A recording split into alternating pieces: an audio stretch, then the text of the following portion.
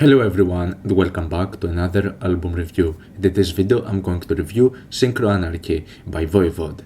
Voivod is mostly known for being a technical thrash metal band, one of the first and one of the prime examples of what technical thrash metal means. It's a band with weird and bizarre structures, complex sounds, and definitely quite out there for the time. Throughout the years and with their very first releases, they've actually ended up going into many different styles and directions, but the technical thrash metal side is what they're mostly known for, with some of their works in the 80s, containing a couple of classics in their belt in their vast catalog. Now it seems that throughout their latest works they still incorporate their technical thrash metal side, but this time it seems that there is a much bigger focus into just the progressive metal side of things, with the technical thrash metal genre being the secondary, which is something that we saw being the case with the album The Wake. And I haven't really gotten that much into Voivod up until recently, and I remember listening to The Wake and actually thinking that it was a pretty solid album, much better than expected.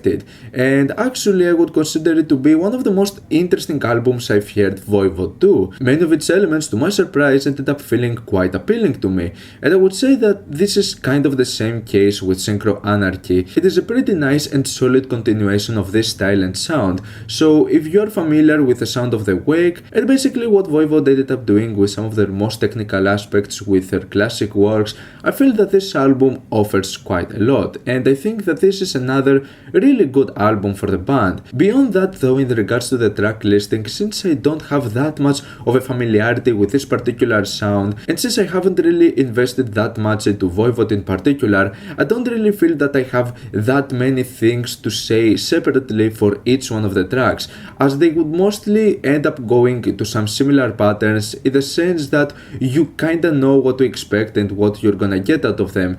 Obviously, in regards to their structures, they're still pretty messy tracks. In some cases I think that it works to their benefit, as it makes for some really intriguing and bizarre sequences. On other cases it might feel like there's just too much going on and some of the ideas could have been developed even further, but all you end up getting is many different portions, and some of them you might want them to see more fleshed out, which might not be that much of the case in some occasions. Now I think that there are those particular tracks which I ended up enjoying quite a lot, and I think that most of the elements they contain end up being to my liking. On the other hand, there are other occasions with tracks where the riffs and the structures might not be all that memorable to me. There was not a moment over here though that felt bad or weak. For the most part, every single of the tracks would at least feel decent, and at its best I don't really feel that it does anything quite amazing, but we get some solid results.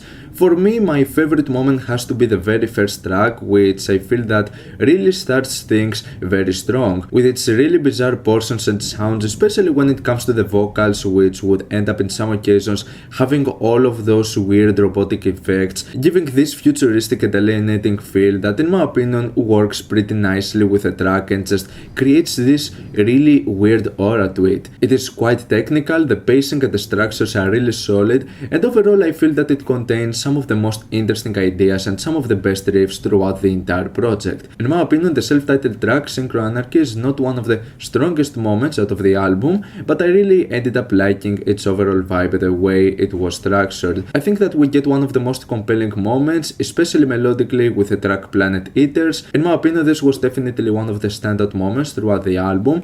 At this point though is where the album ends up becoming slightly repetitive, in the sense that it doesn't really provide that much beyond that point, and I think that tracks like Mind Clock and especially Sleeves Off were not particularly all that interesting. I think they had some solid ideas to them though. With the track Holographic Thinking is where I feel that the album kinda picks up once again, but this only happens with the second half of the track, as it introduces what I consider to be the chorus, which really changes the mood of the entire song, and in my opinion for the better. So it takes a while for this track to pick up in my opinion, but it really saves some of its best with the second half. Then at this point is with tracks like The World Today, where I see kind of this issue where it has some really amazing moments to it, but it ends up being a bit of a messy track with a lot going on to it, and not everything really stands out. Still, I feel that it contains some of its best moments, and then we have tracks like Quest for Nothing, which I feel that it's one of the most consistent moments over here,